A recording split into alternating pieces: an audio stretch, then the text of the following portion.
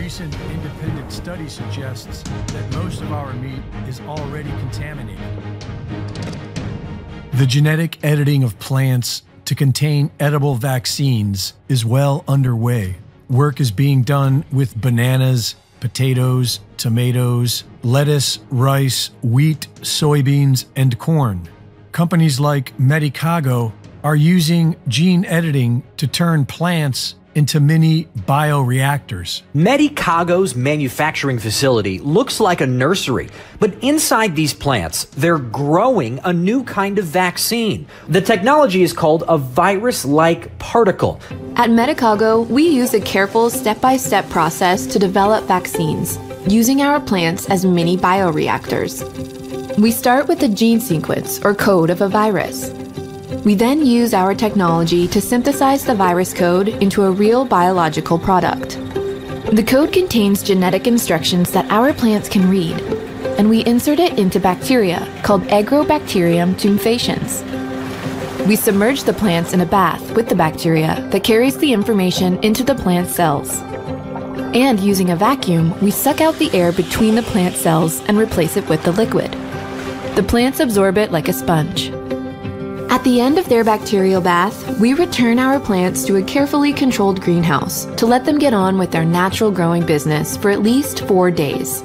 Now the plants will start producing the most important ingredient of our vaccines, virus-like particles. Gene editing is now officially in our meat industry. Lobbyists for the cattlemen and pork associations in several states have confirmed that they will be using the mRNA COVID vaccines on their livestock. Attorney Tom Renz has been warning that there is no law requiring anyone to give informed consent for vaccine food. There are no laws requiring anyone to tell you the food you are buying has been vaxxed with the spike protein clot shot. The UK recently passed into law the Genetic Technology Precision Breeding Bill. The bill amends the Environmental Protection Act of 1990 to exclude references to precision-bred organisms so far as they relate to marketing. Precision-bred organism is another term for gene-edited. So now in the UK, food that's been gene-edited can be legally marketed as non-GMO. And if this UK gene-edited meat makes its way to America, it can be labeled non-GMO here as well.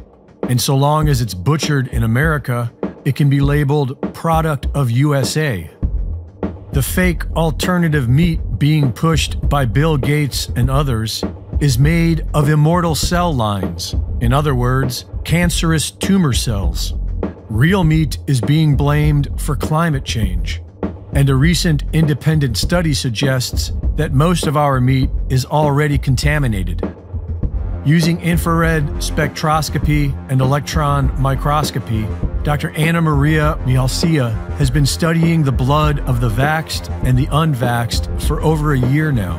And at first, she was finding the same contamination in only the blood of the vaxxed, a contamination that she describes as ribbon-like structures, much like the mysterious blood clots being found by coroners.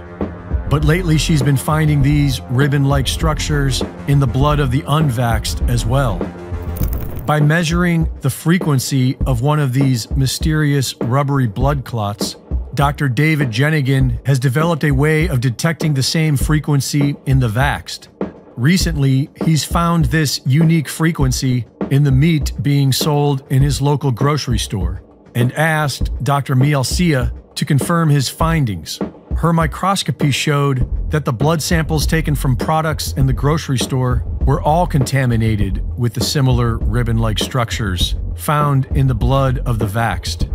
Most of the meat in the grocery store is from overseas, and if we want to eat uncontaminated meat, we'll have to start buying direct from farms in America that still produce all-natural organic protein, and take back control of our democidal government.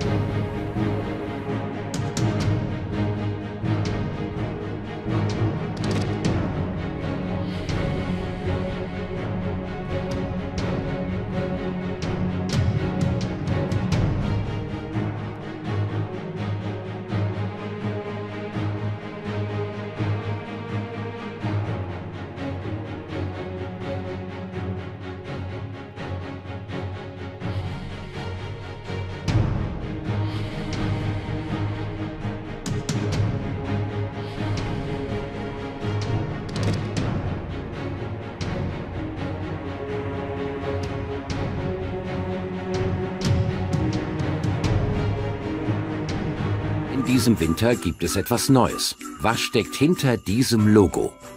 Eine Art unsichtbare Schutzhülle, mit der Früchte wie Orangen und Avocados länger haltbar und auch frischer bleiben soll. Gibt es seit kurzem bei Edeka, dem größten Lebensmittelhändler Deutschlands. Auch der Discounter Netto, eine Edeka-Tochter, macht es. Und andere wollen nachziehen. Die Früchte werden nach der Ernte mit einer Mischung aus pflanzlichen Fetten besprüht. Bei diesem sogenannten Coating soll sich ein Schutzfilm bilden, damit weniger Sauerstoff ins Obst eindringen und Flüssigkeit verdunsten kann. Damit wollen Edeka und Netto die Haltbarkeit verlängern. Das US-Unternehmen Appeal Sciences hat sie entwickelt. In Europa ist die pflanzliche Beschichtung als Zusatzstoff E471 zugelassen. Allerdings bisher nur für Obst und Gemüse, dessen Schale nicht mitgegessen wird. Und auch bei Bioware ist der Zusatzstoff nicht erlaubt. Ist die Appeal-Beschichtung gesundheitlich bedenklich? Wir fragen Susanne Umbach von der Verbraucherzentrale.